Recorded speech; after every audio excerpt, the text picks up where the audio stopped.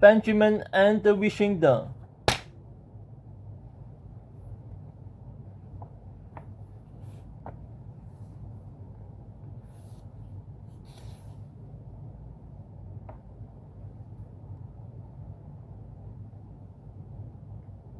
A lot of people think that I, Jetty, am just the custodian of the cafetorium, and I am, but I'm also the custodian of the cafetorium, which clearly stands for Controller Uniting Sub To-Dos, including all new hires. The H is silent and invisible. I've been in charge of interviewing and hiring all the cafetorium staff for the last few centuries. Years. Yup, a totally normal number of years.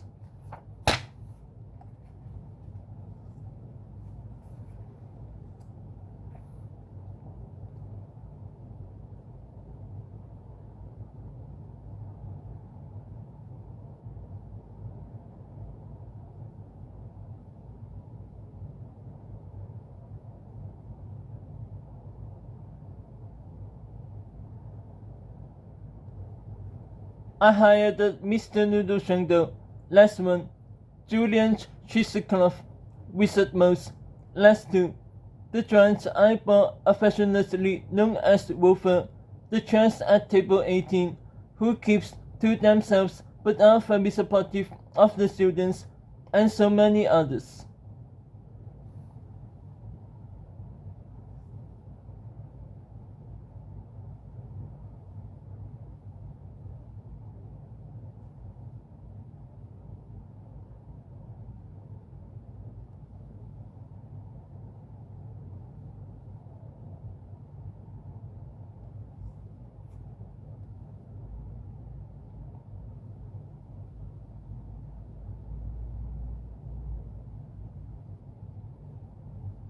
I've made some mistakes along the way, like when I hired my big sister, but my best hire by far is the tentacle monster under the bleachers. Students ask a lot of questions about him, like, is he just a long arm, or does he have a face somewhere? Answer, no one knows. Does he eat the cookies himself, or just make them for the students? Answer, no one knows. And also, if a train filled with giraffes is traveling is at 50 miles per hour, and a tentacle monster is driving another train headed west, and you are paying in euros and wearing too, what movie is playing in the train car? Answer, Cats, obviously.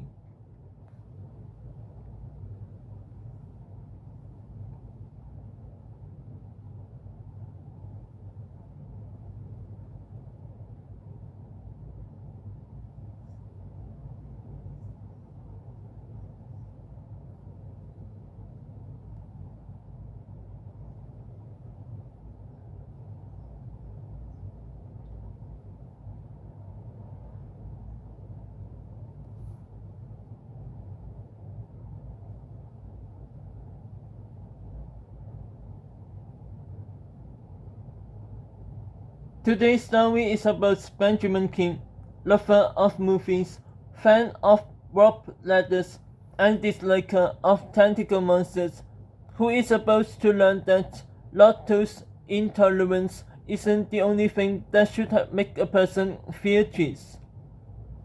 Benjamin wasn't afraid of much.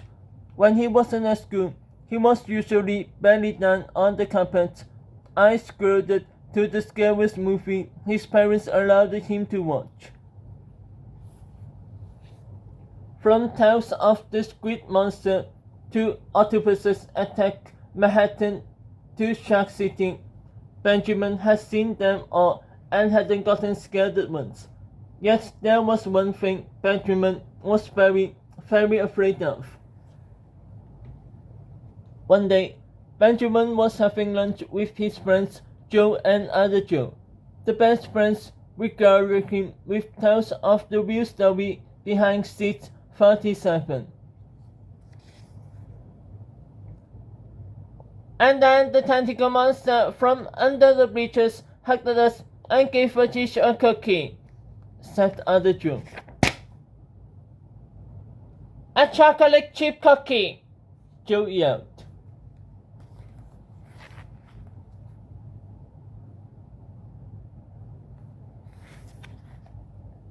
While Benjamin was happy that his friends had started speaking up for themselves, in Joe's case, very loudly, he couldn't help but shiver as he listened to the story.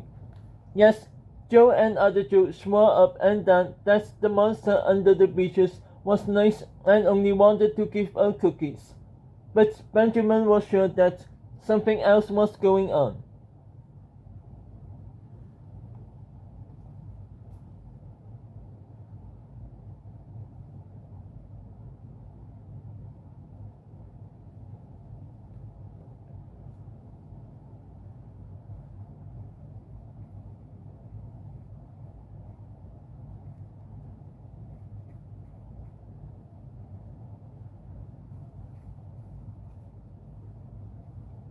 I don't know, Benjamin said. In the movie Lobster Claws Rule the World, the lobster claws seemed friendly at first because they were doing all the kids' chores. But that was just a way to get inside the kids' houses. Then they attacked the entire town by clawing their way through the buildings from the inside out, and all the buildings crumbled. And there weren't any smiles or cookies then.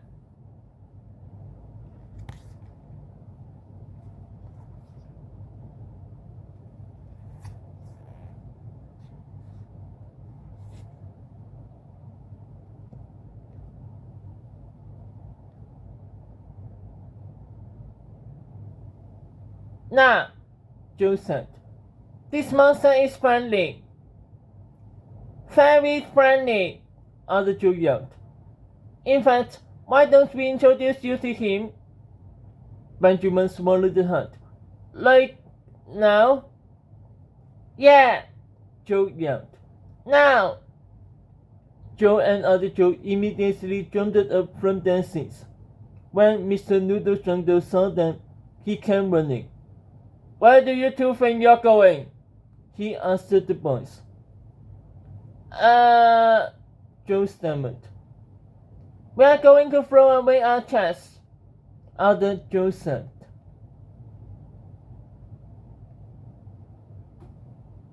I thought one of you yelled and the other one was quiet, said Mr. Noodle Jungle. You each get one warning for confusing me. Now go throw away your trash.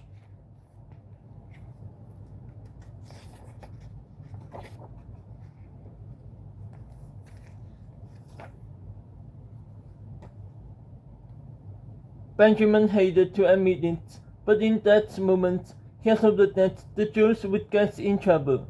Then all this business about meeting the monster under the bleachers would be forgotten. But instead, Joe and other Joe were enthusiastically waiting for him to come along while Mr. Noodle Jungle went off to ruin lunchtime for other kids.